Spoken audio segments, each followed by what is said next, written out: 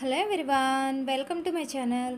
ఈరోజు రెసిపీ అయితే ఎగ్ పఫ్ని ఇంట్లోనే చాలా ఈజీగా ఎలా చేసుకోవాలో చూపించబోతున్నాను ఫ్రెండ్స్. ఓవెన్ లేకుండా అయినా సరే చేసుకోవచ్చు, క్రిస్పీగా చేసుకోవచ్చు అండి.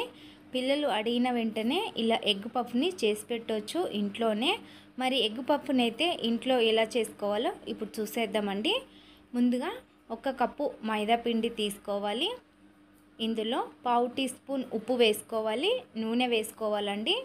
నూనె వేసుకొని అయితే పిండిని ఒకసారి బాగా కలుపుకోవాలి.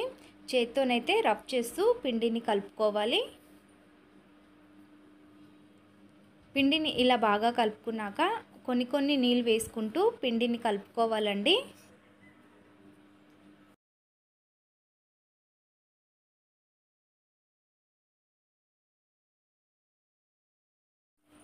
పిండిని ఇలా సాఫ్ట్గా కలుపుకున్నాక పైన కొద్దిగా నూనె వేసుకొని కలుపుకోవాలండి. పిండి చాలా సాఫ్ట్గా అవుతుంది. చూడండి, ఈ విధంగా సాఫ్ట్గా అయ్యింది కదా. ఇప్పుడు ఈ పిండిని అయితే 10 నిమిషాలు పక్కన పెట్టుకోవాలి. ఇప్పుడు కర్రీ అయితే రెడీ చేసుకోవాలి. స్టవ్ పైన ప్యాన్ పెట్టుకొని కొద్దిగా నూనె వేసి వేడి చేసుకోవాలి. నూనె వేడైన తర్వాత జీలకర్ర వేసుకోవాలి.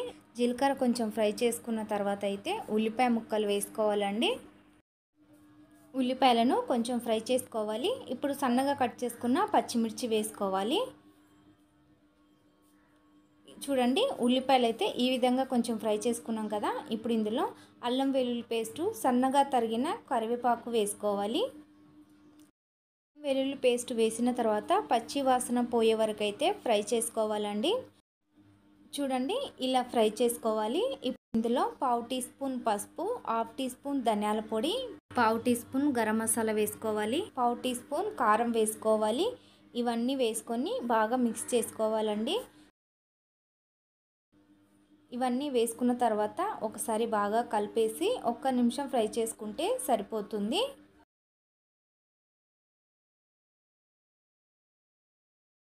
ఇందులో సన్నగా కట్ చేసుకున్న కొత్తిమీర వేసుకోవాలి.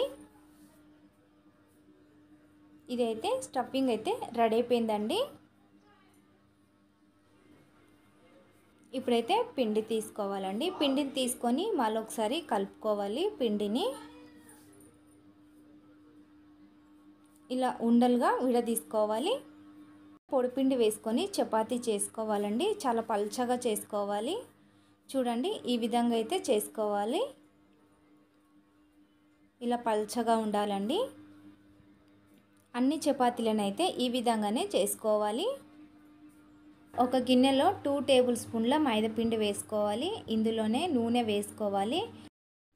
నూనె అయినా వేసుకోవచ్చు, మీరు కావాలంటే నెయ్యి అయినా వేసుకోవచ్చండి. వేసుకొని బాగా కలిపారంటే ఇలా క్రీమ్ లాగా తయారవుతుంది. ఇలా కలుపుకున్న పిండిని అయితే చపాతీ పైన మొత్తానికి స్ప్రెడ్ చేసుకోవాలి. ఇలా చేసుకున్నాం కదా, పైన ఇంకొక చపాతీ వేసుకోవాలండి. ఇలానే మనం చేసుకున్న చపాతీలు అన్నిటినీ వేసుకోవాలి.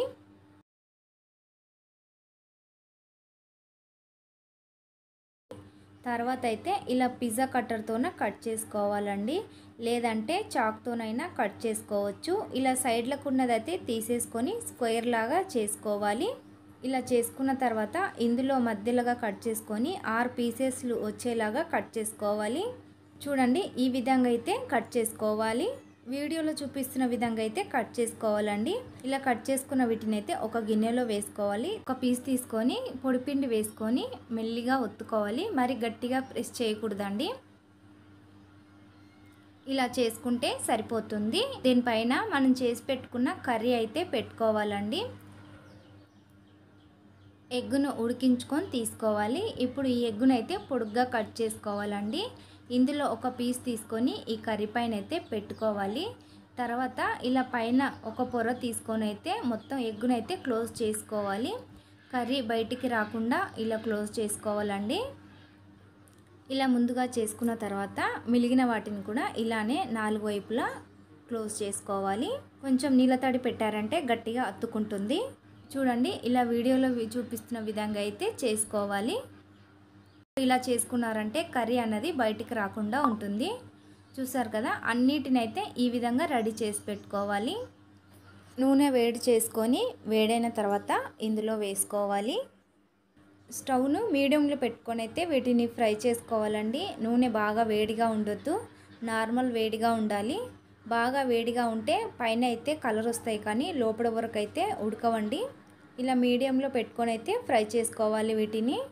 ఈ విధంగా మంచి కలర్ వచ్చి పైన క్రిస్పీగా అయ్యే వరకు అయితే ఫ్రై చేసుకోవాలి. ఇప్పుడు వీటిని అయితే ఆయిల్లో నుంచి తీసుకోవాలండి. ఇలా బాగా ఫ్రై అయిన తర్వాత ఎగ్ పఫ్నైతే ఇంట్లోనే చాలా ఈజీగా ఈ విధంగా చేసుకోవచ్చండి. ఓవెన్ లేకుండా చేసుకోవచ్చు. ఇలా చేసి పెట్టారంటే పిల్లలే కదండి, పెద్దలకు కూడా చాలా బాగా నచ్చుతుంది. ఎవరైనా ఇష్టంగా తినేస్తారు ఫ్రెండ్స్. చూసారు కదా ఫ్రెండ్స్, ఎగ్ పఫ్ని ఇంట్లోనే ఈజీగా ఎలా చేసుకోవాలో. ఈ రెసిపీ అయితే మీకు నచ్చినట్లయితే లైక్ చేసి నా ఛానల్ని సబ్స్క్రైబ్ చేసుకోండి. Thank you for watching.